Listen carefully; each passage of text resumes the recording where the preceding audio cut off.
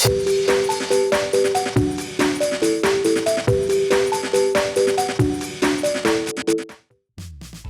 it going, YouTube? It's Panda time. In this video we have myself playing Magna Garurumon going up against Three Musketeers. The Three Musketeers players, he's played a lot of different stuff, a lot of different builds for the deck. I really respect it. And this time around he's got some of the red package with Gigastorm, which I thought was pretty cool.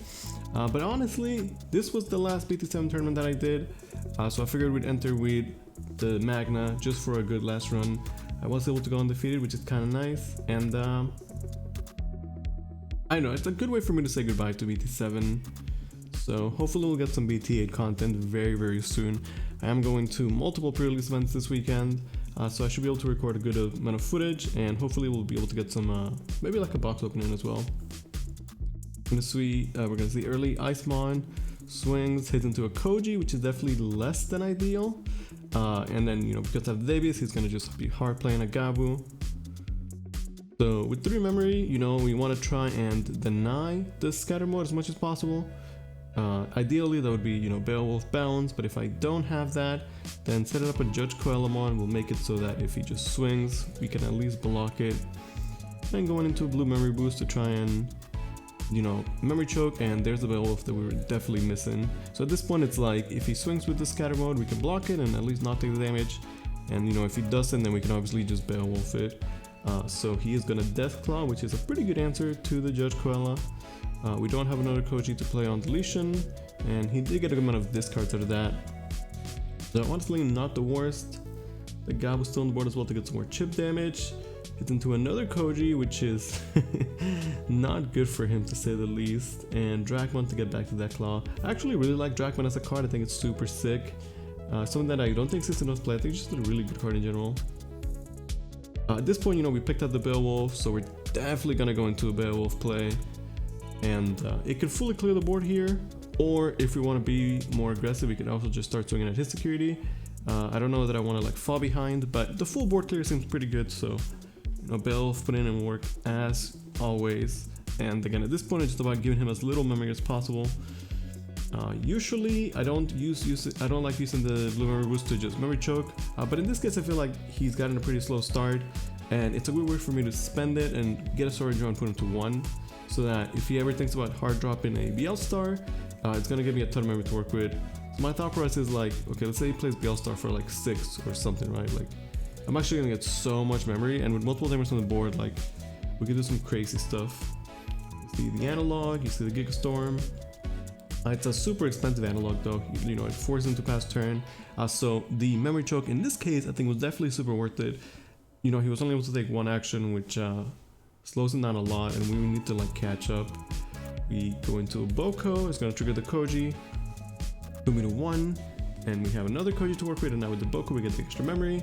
We get Jammin on the Kendo, Jammin on the Beowulf, we can bounce his guy, get another memory with the other Koji.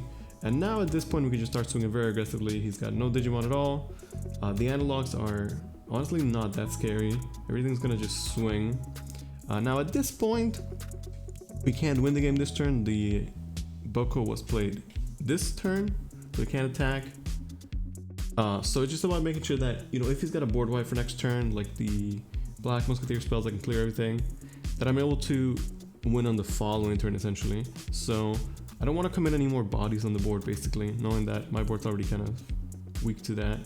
But a blue memory will give me memory to work with to ideally close the game out in the following turn. Even though we don't have Koji, but we can still just Digivolve into Magna. If I spend 1 to go into Beowulf and then Magna for 4, still enough to get the swings that we need realistically. So he got a scatter mode from a Nailbone, but again, I try to give him as little memory as possible. I was really scared of the board clear, but as soon as he swings over the Strabi, I feel like, okay, he doesn't actually have any sort of way to board clear. Gigastorm would clear both the Beowulfs, as would Happy Blood Shower, but because he doesn't have a red source, he actually can't play those. So what he's doing in his build is he's playing the Tamer, the Tai 2 cost, to let him have access to his red options. But he wasn't able to set it up, so sadly for him, the Beowulfs are gonna get to stick around. He debates on playing the Gassi, but because of the Sora Joe, it's just super awkward. It is gonna put me to 5, and now at this point, we could just swing hybrid for game realistically, right? But gotta double check, so we're gonna bounce the Gassi first, just to make sure that we can, you know, get our memory and do our shenanigans.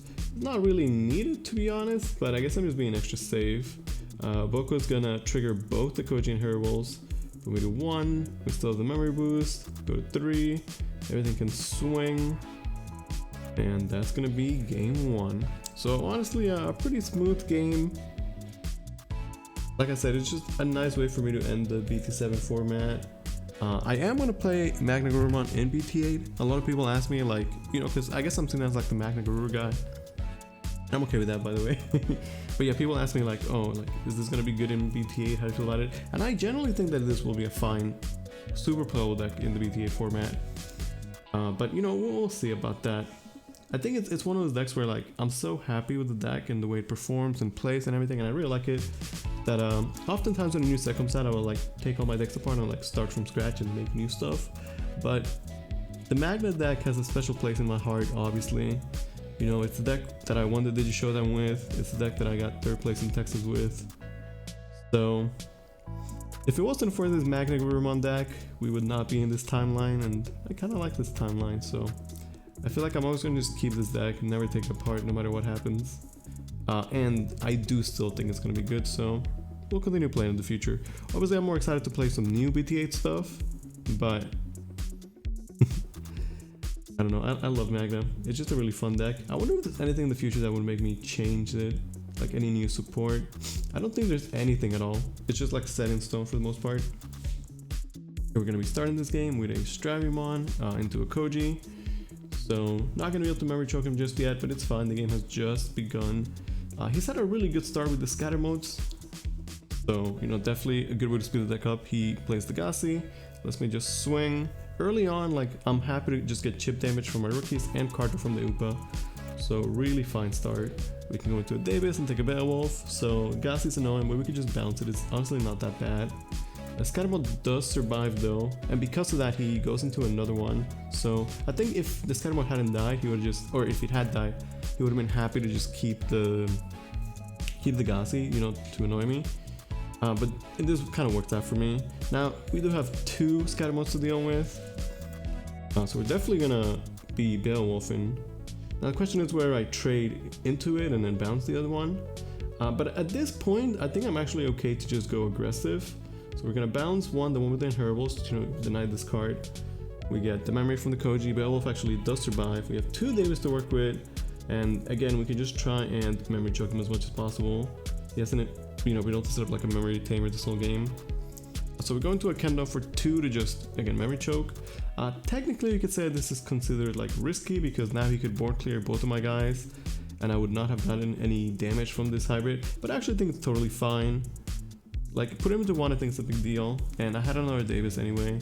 Plus, as soon as I swung with the Beowulf, it just meant that I was committed to going super aggressive, right? Like, now he doesn't really have much to work with. He hasn't been able to set up a Beelstar, and, you know, even if he did, it would pass over so much memory for me to work with.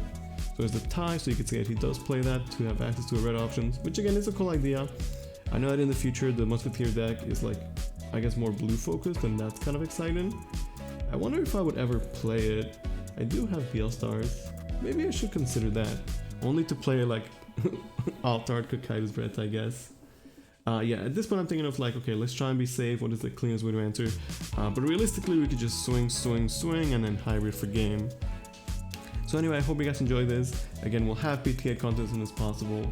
I cannot wait. Thanks for watching.